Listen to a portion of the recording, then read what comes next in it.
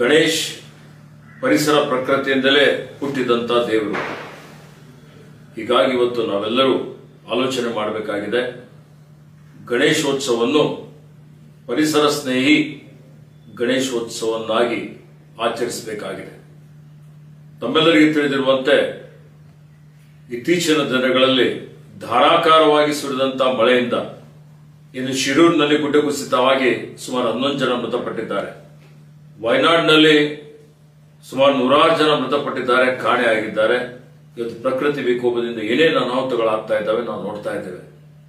ಆತ್ಮೀಯ ಬಂಧುಗಳೇ, ಇವತ್ತು ಬಹಳ ಕಡೆ ಏನ್ POP ಬಣ್ಣ ಲೇಪಿತ ಗಣೇಶ್ ಉಪಯೋಗ ಮಾಡ್ತಾ ಇದ್ದಾರೆ. ಅದರಿಂದ ಪರಿಸರಕ್ಕೆ ಅಂದರೆ ವಿಸರ್ಜನೆ ಮಾಡುವಂತಹ ಸಂದರ್ಭದಲ್ಲಿ ಇದು ಮಣ್ಣಿನಲ್ಲಿ ಮಣ್ಣಾಗೋದಿಲ್ಲ, ನೀರಿನಲ್ಲಿ ಇದು ಕರಗೋದಿಲ್ಲ. ಹೀಗಾಗಿ ಈ ರಾಸಾಯನಿಕಗಳು ಇವತ್ತು ಅದರಿಂದ ಜಲಚರಗಳು ಸಾವಿಗೀಡಾಗ್ತವೆ. ಕುಡಿಯುವ ನೀರಿನಲ್ಲಿ ಇದು ಸೇರಿಬಿಟ್ರೆ ಕಲುಷಿತವಾದಂತಹ ನೀರು ಕುಡಿದು ಜನರು ಅನಾರೋಗ್ಯಕ್ಕೆ ಒಳಗಾಗ್ತಾರೆ. ಹೀಗಾಗಿ ಇವತ್ತು ನಾನು ಕಳಕಳಿ ವಿನಂತಿ ಮಾಡ್ತಾ ಇದ್ದೇನೆ, ಪ್ರಕೃತಿ ಪರಿಸರ ಸಂರಕ್ಷಣೆ ಮಾಡುವಂಥದ್ದು ನಮ್ಮೆಲ್ಲರ ಆದ್ಯ ಕರ್ತವ್ಯವಾಗಿದೆ.